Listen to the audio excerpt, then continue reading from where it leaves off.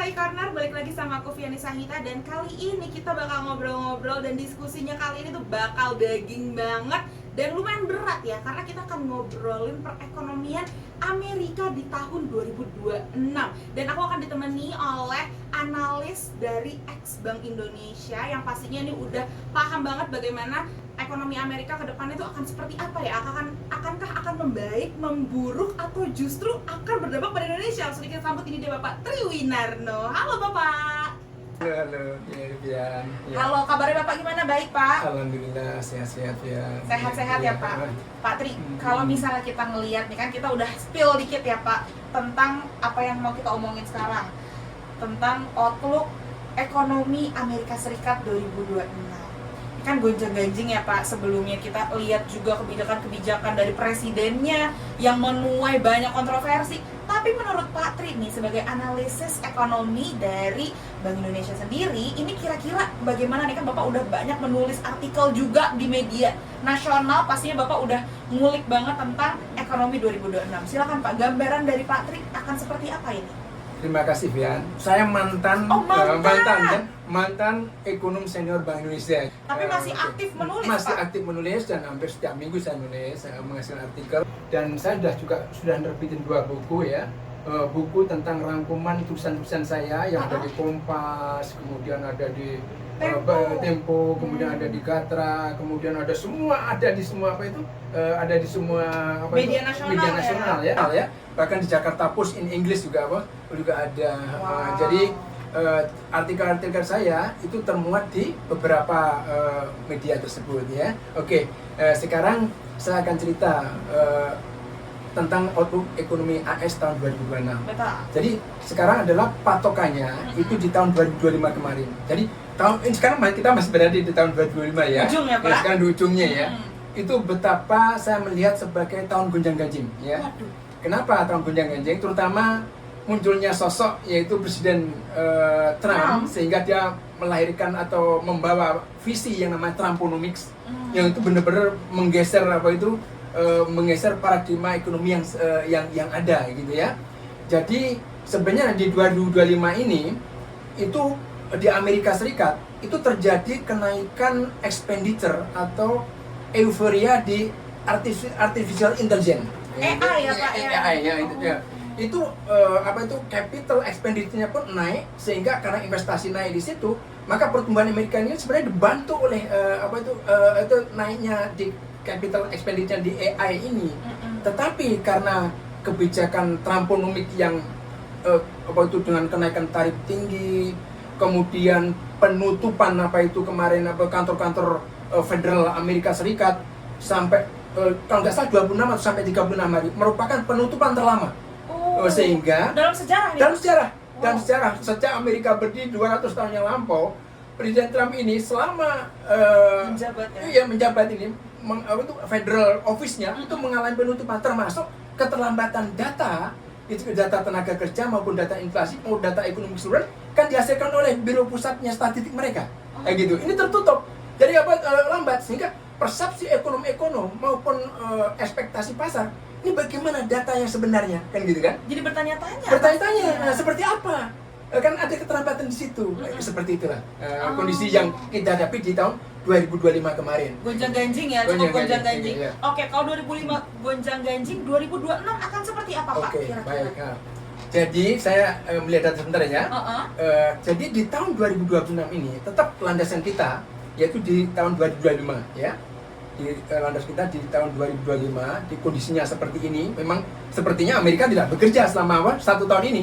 Jadi pergolakan politik, pergolakan ekonomi dan sebagainya itu begitu tough ya, begitu tough, sehingga 2025 ini benar-benar sial lah ekonomi AS maupun ekonomi global keseluruhan, karena Amerika itu bagaimanapun dia akan merupakan center of economy. Jadi ada 3 mesin di dunia ini yang menggerakkan ekonomi. Terutama pertama Amerika Serikat.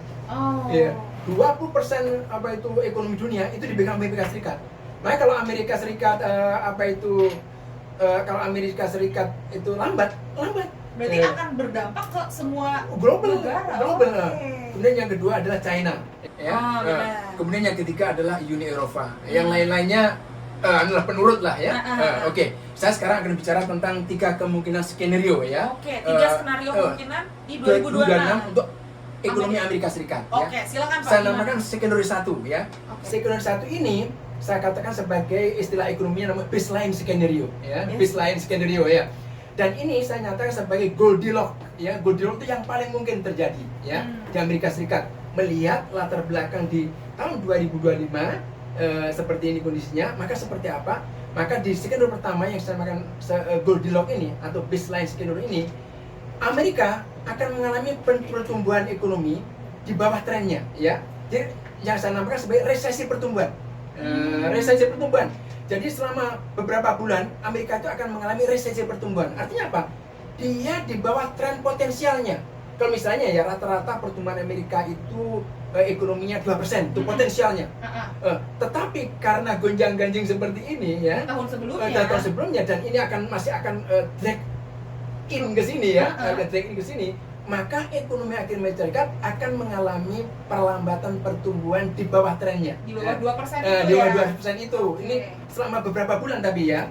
Tetapi inflasi secara bertahap akan menuju ke 2%. Itu kan targetnya The Fed. Targetnya The Fed ya, target The Fed itu adalah itu sejak dulu. Jadi Amerika itu targetnya inflasi harus di bawah 2% lah, sekitar 2%. Tetapi nanti dengan kondisi di skenario 1 ini, maka inflasi akan menuju ke situ ya. Berarti pelan-pelan akan naik ya? Enggak, bukan naik, sekarang masih tinggi. Oh, masih tinggi? Masih tinggi, akan menuju 2% itu sulit. Itu isu utama ya. Jadi di Amerika itu isu utama 2, pertumbuhan ekonomi dan inflasi. Ya. Pertumbuhan ekonominya dia harus kuat di satu pihak, di lain pihak inflasinya harus rendah, at least di bawah 2% atau sama dengan 2%. Nah, itu skenario pertama ya. Kemudian skenario kedua yaitu perekonomian akan mengalami resesi yang dangkal selama beberapa kuartal. Jadi kalau tadi kan bulanan, hanya beberapa bulan dia di bawah trennya. Tapi nanti di skenario kedua ini pertumbuhan ekonomi akan mengalami resesi kuartalan. Jadi kuartalan. Lebih agak panjang. Agak panjang dan tapi dangkal, nggak begitu besar. Kalau tadi hanya sekedar di bawah trennya ya, di bawah trennya misalnya di bawah tren 2%, ini bisa negatif nanti. Gitu bisa negatif di triwulan berikutnya ya. Kemudian tetapi itu masih disertai dengan inflasi yang sulit untuk diturunkan ya. Nah, kemudian yang ketiga, ini skenario ketiga yaitu skenario ketiga yang kita namakan adalah menampilkan hasil tanpa pendaratan di mana pertumbuhan tetap kuat tetapi inflasi tidak turun menuju target. Jadi pertumbuhan ekonomi Amerika masih kuat. Masih kuat di atas 2% lah ya, tahu ya. Di atas 2% atau bahkan lebih meningkat dari tahun 2025 ini. Tetapi inflasi tetap tinggi. Namanya stubborn istilahnya. Stubborn, persistent ya dia. Tinggi 3%. Itu tantangan berat ya. Itu. Oke, silakan. Oke, kalau dari Patri sendiri nih, kira-kira ada nggak sih faktor-faktor yang membuat skenario ini jadi gagal gitu ke depannya, Pak? Menurut Bapak gimana? Coba Bapak analisis. Oke, sekarang kita akan bicara ya. Pertama, tadi kan saya mengistilahkan baseline skenario-nya itu ada di skenario 1 ya, atau saya namakan Goldilocks skenario gitu ya. Dimana pertumbuhan ekonominya dia akan cenderung aman ya Pak, paling aman, mungkin. tetapi paling mungkin tetapi trennya kan di bawah tren itu ini di bawah tren lah. Faktor-faktor apa yang bisa mempengaruhi ini ya, yang mempengaruhi sehingga dia di Goldilocks skenario itu akan terjadi gitu ya. Pertama dia, jika terjadi pemulihan kuat pada pertengahan tahun depan, hal tersebut akan didorong beberapa faktor. Jadi pertengahan tahun depan itu baru akan menguat di skenario 1 ini. Kalau semester 1 ini masih sulit ya. Masih sulit karena ini kebijakan yang ya saya utarakan tadi, kemudian kondisi geopolitik yang memanas dan sebagainya. Itu masih sulit di semester 1 ini ya. Semester 1 ini. Kita lihat di Eropa sekarang misalnya masih terjadi perang di Ukraina kan. Benar. Itu perang terbesar setelah Perang Dunia II di Eropa. Bayangin. Itu apa pengaruhnya? Pengaruhnya terhadap harga inflasi. Karena apa? Ukraina itu adalah salah satu lumbung gandum dunia. Bayangin. Sehingga kalau harga makanan tinggi, maka otomatis inflasi tinggi. Susah untuk turun ya, susah untuk turun ya kayak gitu ya. Maka kalau seandainya itu di Goldilocks skenario di skenario 1 yang saya namakan Goldilocks atau baseline tadi terjadi, itu akan dimulainya di semester 2 atau tahun depan ya. Oke, berarti kisaran bulan apa tuh Pak? Oh, biasanya sekitar Juli ya. Juli Okay. udah mulai ya. Kemudian kenapa akan terjadi itu? Pertama adalah pelonggaran moneter yang lebih lanjut dari The Fed. The Fed akan melakukan pelonggaran moneter. Gitu. Artinya tingkat bunganya akan diturunkan. Tapi bagaimana cara menurunkan tingkat bunganya atau seberapa sering dia akan hati-hati dia. Akan hati-hati lambat gitu. Dia analisis kan gitu oleh apa itu kayak apa dewan gubernurnya The Fed lah yang FOMC ya akan dilakukan itu. Kemudian yang kedua adalah akan terjadi stimulus fiskal ya. Yang jadi stimulus fiskal itu akan dimulai di triwulan 2 semester 2 itu ya. Kenapa? Karena kemarin dampak dari kebijakan pengetatan oleh fiskal yang misalnya ada pemotongan fiskal di mana kayak Obamacare dikurangi, kemudian kayak BLT lah, kayak BLT yang dikurangi sebagainya, itu baru berdampak di setelah pemilu setelah 2026. Jadi ada nanti sekitar Novemberan itu 2026 di Amerika baru berdampak itu, berdampak itu. Kenapa? Karena undang-undang yang dilakukan itu baru dampak setelah pemilu itu. Tapi ingat Amerika itu hebat ya. Hebatnya gini.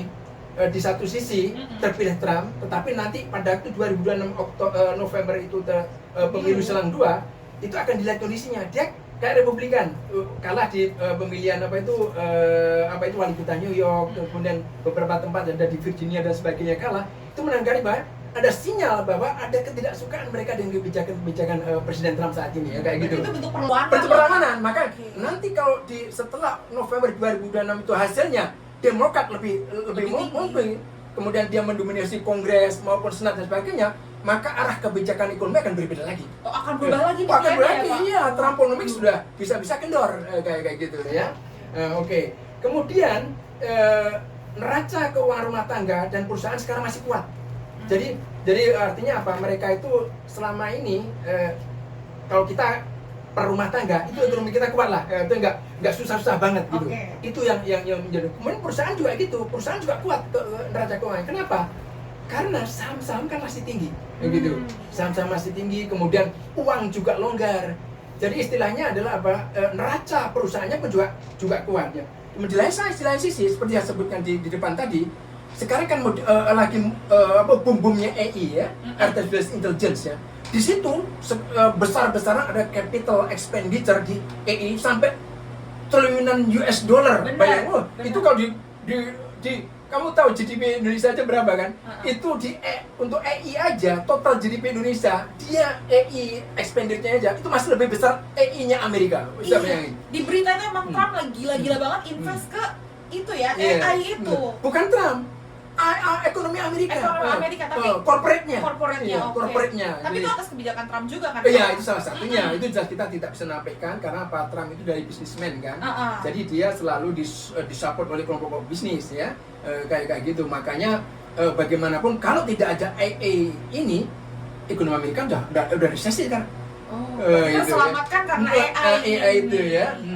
Tetapi lebih lanjut inflasi mungkin mencapai puncaknya dan kemudian mulai turun tahun depan seiring dengan berkurangnya efek tarik seiring dengan meningkatnya produktivitas. Jadi nanti ya di triwulan di semester 2 ini kan tadi kita bisa pertumbuhannya ya. Faktor paling penting misalnya kayak tadi stimulus fiskal, kemudian pelonggaran kebijakan moneter. Kemudian yang ketiga adalah kondisi neraca keuangan rumah tangga yang bagus, yang masih bagus. Kemudian kondisi neraca keuangan swasta juga bagus atau corporate-nya juga bagus. Kemudian adanya capital expenditure yang tinggi, tapi itu akan mempengaruhi laju di pertumbuhan ekonomi Amerika Serikat ya. Tetapi inflasi itu baru akan terkendali itu juga di triwulan depan juga, mulai sekitar Agustus atau apa, itu akan mulai terkendali, akan menuju ke target 2% itu. Tapi itu dengan catatan maka bank sentralnya Amerika, The Fed, itu harus hati-hati betul pada waktu dia menurunkan bunganya. Itu harus hati-hati betul. Karena begitu bunga turun, kan pasti turun tinggi. Gitu, itu intinya gitu. Oke, silakan. Oke Pak, kita juga nggak bisa hindari ini tentang hubungan antara AS dan Tiongkok. Nah, menurut Bapak ini akan seperti apa? Wah, itu gini. Jadi sekarang ada istilah geopolitik ya. Tetapi sebelum saya membahas geopolitiknya ini, geopolitik itu mempengaruhi performa itu. Jadi dalam istilah ekonomi itu tidak steril. Ingat ya, ekonomi tidak steril. Jadi penentu ekonomi setelah politik. Maka politik yang baik akan menentukan ekonomi yang baik. Itu intinya. Jadi sekarang geopolitik internasional ini lagi nggak enak, lagi nggak baik. Lagi nggak baik kan. Ada permusuhan antara Tiongkok dengan Amerika Serikat. Kemudian ada perang di Eropa antara Rusia dengan kelompok Eropa. Banyak. Ini nggak selesai. Timur Tengah juga. Timur Tengah juga. Tapi untung Timur Tengah sudah agak mereda ya. Itu masih sehingga harga minyak masih bisa terkendali. Kalau sampai Timur Tengah itu masih memanas, misalnya kayak Gaza kemarin tidak terkendali, maka harga minyak tinggi itu makin parah.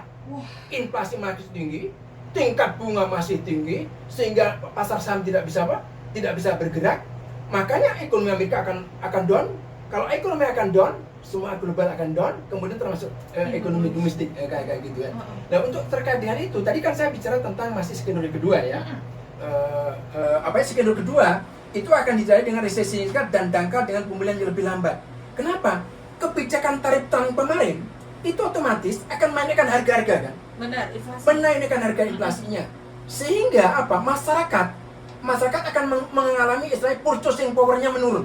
Daya belinya menurun ya. Daya belinya, karena daya belinya menurun, kamu bisa bayangin sekarang ada istilah ekonomi berbentuk K atau K-shaped economy ya. Artinya apa? Seperti K-shaped economy itu adalah bahasa awamnya gini. Yang kaya makin kaya, yang miskin makin miskin. Nah, gitu. Jadi yang miskin makin susah, yang kaya makin kaya. Makin kaya. Memang itu kas republikan. Jadi kas republikan itu adalah 1% orang terkaya di Amerika itu makin makmur nih. Kenapa? Trump melakukan pemotongan pajak untuk itu. Jadi pajaknya bisa dipotong sampai separuhnya. Yang tadi misalnya 15% dipotong sampai 7%. Kayak gitu. Jadi wakil kelompok yang ini, itu kelompok yang makin happy. Tetapi di lain segi dia melakukan kebijakan tarif tadi kan harga mahal ini. Yang dulu saya pernah beli topi ya di Washington ya, made in China, tetapi ada di Washington, ada Indonesia, ternyata Indonesia juga ada kan gitu ya. Saking murahnya produk-produk Cina di Amerika. Dan Anda bayangin, dengan kondisi seperti itu, karena purchasing power-nya melemah, maka akhirnya apa? Konsumsinya menurun kan? Benar. Begitu di ekonomi ini ada consumption, investasi, export and import ya. Begitu konsumsinya menurun, maka ekonominya akan mengalami resesi. Jadi di skenario kedua ini, resesi Amerika akan lebih parah. Sifatnya kuartal nanti negatif. Kalau di skenario pertama kan baru dia di bawah trennya saja. Di bawah trennya saja itu ya. Kalau ini bisa negatif. Bisa negatif. Jadi K-shaped ekonomi. Oke, sekarang sekalian saya sampaikan sebelum saya menjawab tadi tentang bagaimana hubungan geopolitik tadi yang saya bahas di berikutnya. Nah, sekarang sekalian saya sebutkan dengan skenario ketiganya. Betul. Di skenario ketiga, Amerika pertumbuhan ekonomi masih kuat. Masih kuat. Masih panas ya? Masih panas. Kuat tetapi mengalami overheating. Yang sunburn itu? Iya, mengalami overheating. Istilahnya overheating itu ekonominya kemana? Ekonominya masih kuat, ya. Ekonominya masih tinggi. Kenapa? Karena EI tadi menyebabkan produktivitasnya kan membaik. Karena produktivitas membaik, teknologi produktivitas membaik, maka pertumbuhan akan membaik. Satu. Yang kedua, yaitu dengan adanya pengetatan imigrasi Trump. Imigrasi Trump ini, upah naik nggak? Naik. Karena orang kita doang, ibaratnya orang-orang sana doang. Yang bekerja ya, orang-orang yang katanya ilegal itu kan pada dikeluarin kan? Deportasi. Begitu upah naik, dia daya belinya naik nggak? Naik. Ya. Begitu daya beli naik, konsumsi naik nggak? Naik lah. Di lain sisi konsumsinya naik, di lain sisi investasinya juga naik dari paketnya, maka pertumbuhan ekonomi Amerika akan sangat kuat. Tetapi tatkala upahnya tadi itu tinggi, inflasi juga tinggi. Di skenario ketiga ini, maka inflasi Amerika sulit turun di bawah 3%.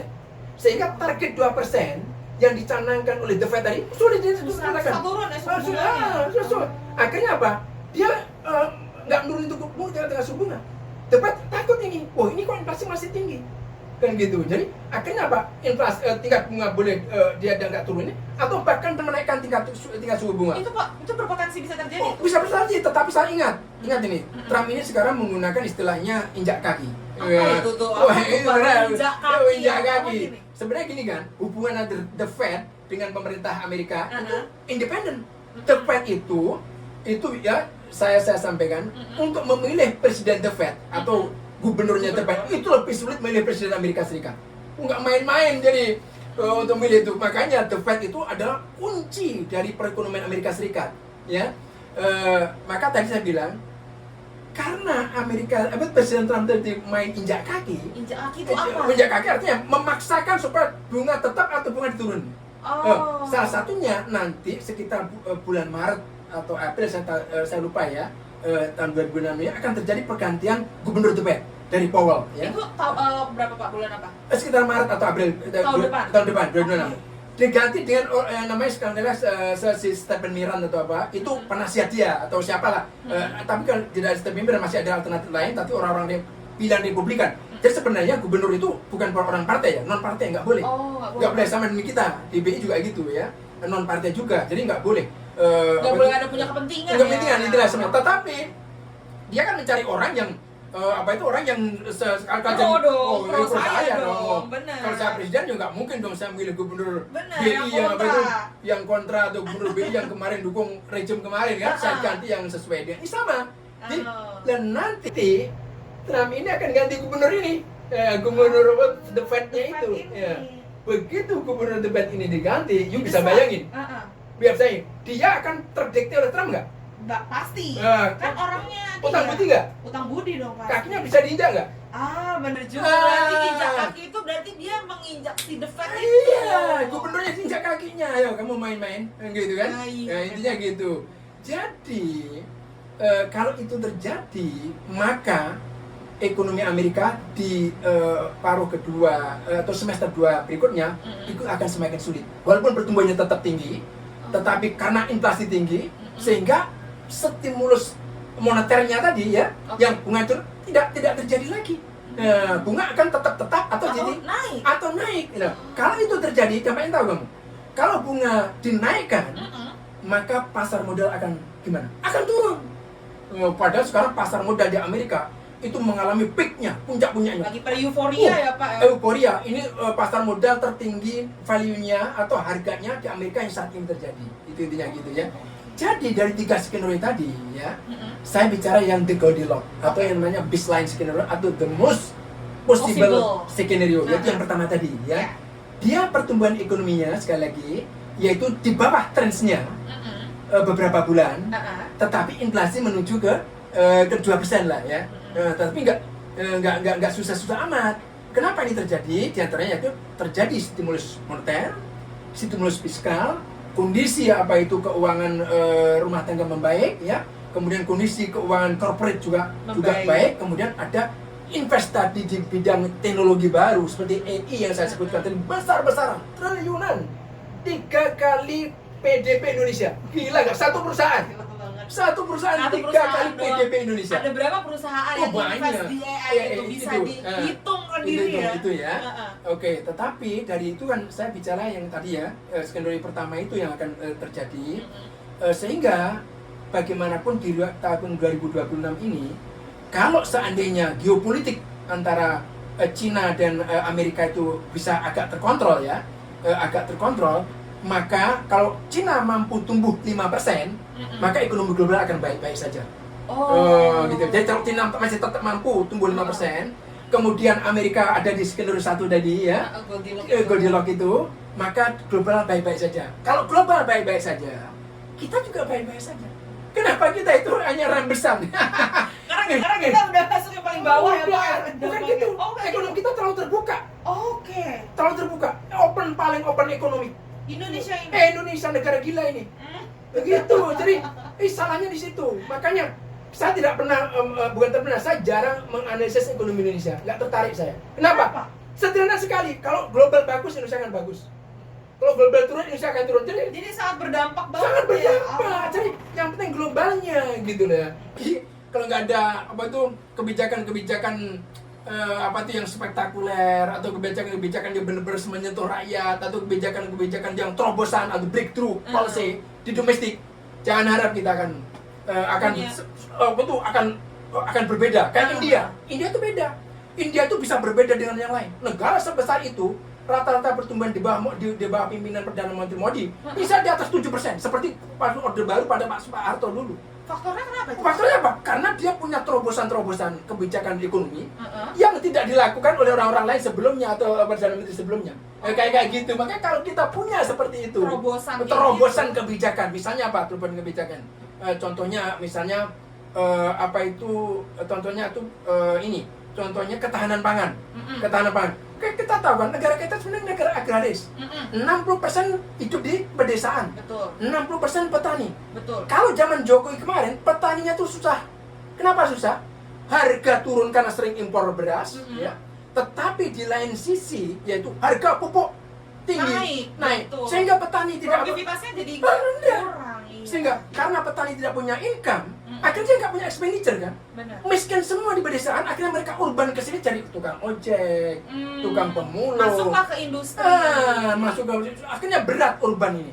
Lah, kalau pemerintah punya terobosan seperti itu, ingat ya, ketahanan pangan, seperti agraris, ketahanan pangan maksud saya ya. Seperti zamannya Pak Harto kan, ada sampai swasembada beras kayak gitu kan. Maka negara ini seperti yang saya sebutkan tadi, seperti Modi punya kebijakan baru kayak gitu. Jadi bukannya impor saja, ingat loh, impor beras kemarin, itu si cuan-cuan itu ada di situ, siapa itu si Sembil Naga dan sebagainya itu senang kalau impor gitu. Bayangkan 1 kilo dapat 1.000, berapa ratus ton aja setiap tahun. Ingat, bisa dihitung. Kemudian ingat, kalau Indonesia sampai tidak impor beras, maka harga beras dunia akan turun. Kenapa? Karena importir beras dunia terbesar adalah Indonesia. Ingat itu. Makanya Thailand sama Vietnam itu eksportir beras dunia kan. Makanya kalau Indonesia sampai ketahanan pangannya kuat, misalnya swasembada beras atau swasembada padi, maka Thailand sama Vietnam bangkrut. Tapi ingat ya, dua negara ini negara kuat di ASEAN loh ini. Ini negara-negara kuat ini. Dan ini negara-negara yang tidak hanya dari aspek ketahanan pangannya kuat, ekonomi juga kuat. Jadi saya sebutkan tadi, Perdana Menteri Modi itu hampir sama kuatnya dengan Vietnam ini. Vietnam ini rata-rata pertumbuhan ekonomi juga di atas 7%. Karena itu kebijakan-kebijakannya brilian. Sedangkan Indonesia kita nggak sebicara Indonesia. Ya. Kita butuh terobosan kebijakan. Terobosan ya. Kita tunggu ya Pak ya, semoga 2026 kita punya terobosan itu. gitu. Oke, sekarang saya tambahkan geopolitiknya ya. Betul. Seperti yang kamu sebutkan tadi. Trump tuh untung masih punya penasihat ekonomi yang baik, sehingga begitu tahun 2025 itu kemarin masih panas-panas dengan Cina. Kalau tidak ada kebijakan ekonomi yang baik, misalnya ditunda sekarang, yaitu tentang tarifnya Cina kan ditunda selama setahun ini. Iya, kenaikan tarifnya yang tinggi ditunda. Kenapa? Karena Cina bukan negara bodoh, itu negara hebat itu. Ya, pengambil kebijakannya atau orang-orangnya di government-nya itu bukan sembarangan itu. Saya punya teman ya, dulu kerja di Bank Sentral sana, di Cina, di Bank Sentral Cina itu dia cerita, dia tanya sama saya, Tri, kamu punya rumah di Jakarta? Saya punya walaupun kecil. Dia tidak punya, kenapa dia hanya punya apartemen? Loh, kok bisa begitu? Dia bilang, kalau di pemerintahan, kamu jangan berpikiran kaya di Cina. Dia bilang gitu. Oh iya, kalau kaya silakan di swasta. Begitu hebat. Jadi di pemerintahan, Anda kalau macam-macam misalnya korupsi dan sebagainya langsung digantung di Cina. Tidak digantung, disontek, diambil organnya, kemudian itu nggak main-main. Iya, nggak main. Ngeri banget. Ngeri banget. Makanya kalau mau jadi kaya, jangan di pemerintahan di sana. Teman saya bilang gitu. Makanya orang-orang yang di pemerintahan Cina itu orang hebat-hebat semua. Bener-bener mengabdikan. Kebalikan di Indonesia. Lihat di pegawai negerinya, pegawai di bank-bank BUMN-nya, itu pesta pora. Bisa libur, lihat kalender tanggal merahnya, uangnya besar. Akhirnya apa? Semua orang rame-rame pengen jadi pegawai negeri. Benar. Semua orang rame-rame pengen menjadi pegawai BUMN. Akhirnya apa? Swasta tidak bergerak.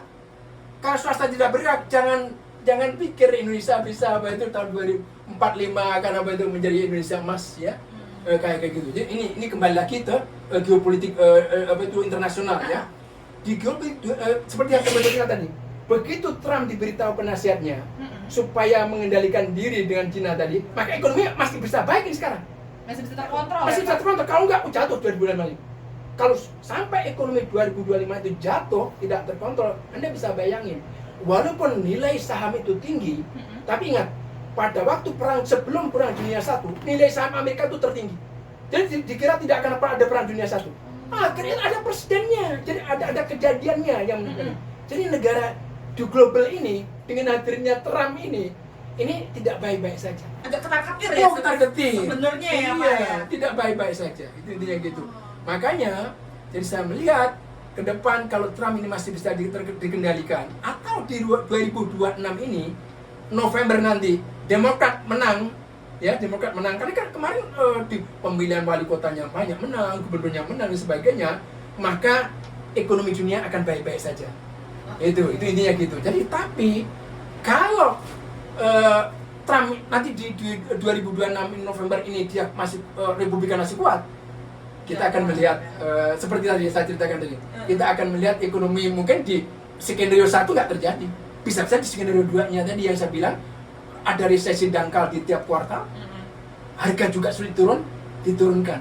Kalau yang ketiga sih masih bagus, ekonomi masih kuat tinggi, tetapi walaupun inflasi tidak bisa diturunin, nggak apa-apa, tetapi masih kuat, tetapi ekonomi seperti bahaya overheating itu namanya, ekonomi terlalu panas. Jadi kedepannya ini kan kadang-kadang juga ujian ya. Trump pada waktu dia menyalurkan jadi presiden Amerika Serikat ini bilang gitu, dia akan mampu menyelesaikan perang Ukraina itu dalam waktu 1 minggu. Kenyataannya sampai sekarang nggak pernah. Masih alot. Itu artinya apa? Dia hanya ngomong doang kan? Jadi kalau presiden hanya ngomong doang, itu gimana apa itu wibawanya? Sulit. Sulit. Makanya saya bilang, kalau di 2026 itu nanti Ukraina itu selesai, ya, dan berarti Rusia selesai, geopolitik satu sudah selesai. Nah, tinggal geopolitik antara Cina dengan Amerika. Di sini pasti begini antara Cina. Sekarang kan panas itu antara Cina dengan Jepang. Itu yang nyuruh Trump itu harus tahu. Oh gitu. Wah, Itu di belakangnya tuh ada Trump, Jepang suruh. Jepang suruh akhirnya apa Cina balas kan? Orang-orang Cina nggak boleh datang ke mana? Ke Jepang. Wah, pada marah raja Jepang. Kenapa? Pariwisata tadi turun kan? Iya. Padahal pariwisata terbesar di Jepang itu dari Cina. Dari Cina. Bisa bayangkan kenapa? Ekonomi Cina ini lagi artinya diumpamakan orang Cina ini orang kaya baru lah, ya. Jadi jangan main-main gitu orang. Ini rakyat pada protes. Spendingnya ternyata banyak dari Cina. Ya? Dari Cina, turismenya di sana itu. Makanya begitu Xi Jinping bilang jangan ke Cina. Wah, ternyata pada bangkrut di mana? Di Jepang. Di Jepang kayak gitu. Ini memang dikomporin sama. Berarti Cina ini nggak bisa diremehin juga. Oh, nggak bisa. Konteks geopolitik dan geoekonomi. Jadi saya bilang kan, murni ya, ekonomi baik kalau politik baik. Geopolitik internasional baik, maka ekonomi internasional juga baik. Kalau ekonomi internasional baik, ekonomi kita juga baik. Tapi kalau ekonomi dunia tidak baik, kita tidak baik. Itu apalagi tantangan di kita yaitu tentang penyerapan tenaga kerja kan. Bayangkan, kasihan sekarang tenaga dulu saya belum lulus saja udah kerja di 2 tempat. Wow. Yang nawarin itu belum lulus. Jadi ada yang nawarin apa itu? Aduh, saya sampai nolak. Di sini 1, di luar negeri 1. Bayang itu belum lulus. Begitu saya lulus, yang nawarin ada 3 perusahaan. Saya diterima di 2 tempat ya, di Bank Indonesia sama di Citibank. Nah, saya milih di Bank Indonesia kenapa? Saya ada profesor dulu, ada Profesor Bambang almarhum. Jadi kamu di Bank Indonesia saja, katanya gitu. Paling tidak kamu mengabdi pada negara. Bayangin waktu itu, karena saya orang anak desa ya, jadi berangkat dari Banyuwangi ke Jakarta modal dengkul saya hanya dapat beasiswa bisa kerja bisa kuliah di FEU itu. Kamu harus tahu. Iya, jadi akhirnya kerja di BI. Jadi sekali lagi ya. Jadi nanti harapan saya, doa saya, Ukraine selesai. Oke. Kalau Ukraine selesai, dampaknya kemana? Harga minyak akan turun, harga pangan akan turun, inflasi akan turun, tingkat bunga akan turun, saham akan melejit. Pertumbuhan ekonomi kan baik, absorpsi tenaga kerja akan baik, dan itu global, AS, Cina maupun kita akan baik. Ada pertanyaan lagi atau akan kita tutup? Oke nih, satu pesan nih Pak untuk pelaku bisnis atau mungkin investor yang lagi nonton di rumah nih, kira-kira menghadapi 2026 ini harus seperti apa? Mereka harus berlaku seperti apa? Harus mengambil action kayak gimana nih Pak? Pesan saya gini, di 2026 ini saya bilang sekali lagi ya, rumusnya saya ini orang ekonomi, tapi ekonomi itu tidak steril, ingat yang tidak steril. Faktor utamanya adalah politik harus baik dulu, termasuk geopolitik internasional ya harus baik dulu. Kalau sampai Ukraine itu belum ada tanda-tanda membaik ya, kemudian bolehlah antara Cina dengan Amerika Serikat itu masih panas, itu kita masih bagus ekonomi internasional masih bagus. Tapi dengan catatan Ukraine selesai ya. Tapi kalau Ukraine tetap belum selesai atau makin panas, kemudian Cina dengan Jepang sama Cina Amerika lah, bukan Jepang itu hanya pesuruh Jepang itu. Boneka itu ekonomi Jepang udah lalat lah, udah ekonomi tua, aging ekonomi gitu ya. Itu masih apalagi itu masih bisa dikendalikan, maka ekonomi global akan semakin baik. Itu intinya gitu. Jadi saran saya wait and see dulu, dan paling pokok dilihat nanti bagaimana gubernur The Fed yang baru di Maret atau April itu menyikapi setiap injakan kaki Trump. Penting itu. Jadi sekarang hati-hati dulu, jangan main-main tuh. Kenapa? Karena orang kalau terjadi krisis, maka begitu Anda terlambat keluar, Anda habis. Siapa yang mengawali? Yang mengawali adalah yang paling cerdas untuk keluar dari krisis. Ingat itu, kamu juga itu sebagai ibu rumah tangga atau sebagai swasta saya harus tahu ini uang ini harus saya taruh di mana dulu. Benar. Iya, yang mana tempat aman dulu kan, jangan main-main begitu tinggi. Kita tetap di situ, misalnya saham di situ, tapi kemudian kita terlambat lari. Sudah jatuh, nggak kalah. Bisa nangis coro cino kita. Tahu nangis coro cino? Nggak tahu apa itu nangis coro cino. Ngingeng gitu. Kayak gitu. Jadi saran saya, mereka tahan diri dulu, melihat perkembangan Ukraine seperti apa. Kemudian gubernur The Fed yang baru ini seperti apa nanti? Itu sikapnya terhadap responnya terhadap Trump. Kalau dia menurut sekali, bahaya. Buru-buru tarik. Oke deh, buat teman-teman Pasar Santai Corner boleh diingat-ingat lagi ya, atau boleh diperhatiin nih bagaimana hubungan geopolitik di 2026, karena itu akan mempengaruhi seperti kata Bapak Triwinarno tadi. Oke deh, pasti kita akan ketemu lagi dengan topik yang pasti bakal lebih panas, lebih seru, lebih daging lagi ya pastinya, tentang pasar modal. Ini seksi banget. Jadi minggu depan ya. Jadi jangan lupa nonton podcastnya di Pasar Santai Corner. Kalau gitu Fiani pamit dan Bapak Tri pamit. Amin. Wassalamualaikum warahmatullahi wabarakatuh. Waalaikumsalam warahmatullahi wabarakatuh.